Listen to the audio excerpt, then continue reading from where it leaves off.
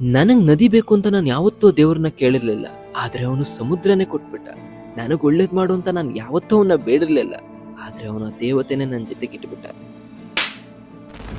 ನಿಜವಾಗ್ಲೂ ನಾನು ಅವತ್ತು ಅವನ್ನ ಕೇಳಬೇಕಿತ್ತು, ಕೊಡೋಂಗಿದ್ರೆ ಅವಳನ್ನ ನನಗೆ ಕೊಟ್ಬಿಡು ಅಂತ, ಇಲ್ಲ ಅಂದ್ರೆ ಅವಳ ನೆನಪುಗಳನ್ನೆಲ್ಲ ಅಲ್ಲೇ ಸುಟ್ಟು ಬಿಡು ಅಂತ. 7 ಹೆಜ್ಜೆ ನಡೆದ್ರೇನೆ ಸಪ್ತಪದಿ ಅಂತೆ, ಆದ್ರೆ ನಾವು 7 ಜನ್ಮಕ್ಕೆ ಆಗೋಷ್ಟು ನಡೆದಿತ್ತು. ಆದ್ರೆ ಅವಳು ಈ ಜನ್ಮದಲ್ಲಿ ನನಗೆ ಸಿಗ್ಲಿಲ್ಲ. ಹೌದು ನಿಜ, ಅವಳು ಬಯಸಿದ ಜೀವನನ ನಾನು ಅವಳಿಗೆ ಕೊಡಕ್ ಆಗಲ್ಲ, ಯಾಕೆಂದ್ರೆ ನಾನು ಬರೋ ಸಂಬಳದಲ್ಲಿ ನನ್ನ ಮನೆಯವ್ರಿಗೂ ದುಡ್ಡು ಕಳಿಸ್ಬೇಕಲ್ಲ.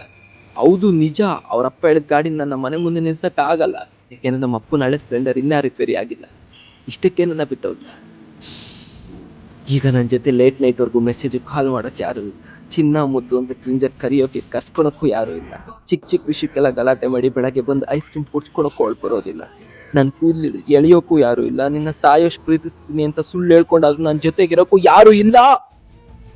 ಆದ್ರೂ ನಾನು ಬದುಕ್ಬೇಕಲ್ಲ, ಏಕೆಂದ್ರೆ ನಮಗೂ ನಮ್ಮ ಅಪ್ಪ ಅಮ್ಮ ಅಂತ ಇದರಲ್ಲ.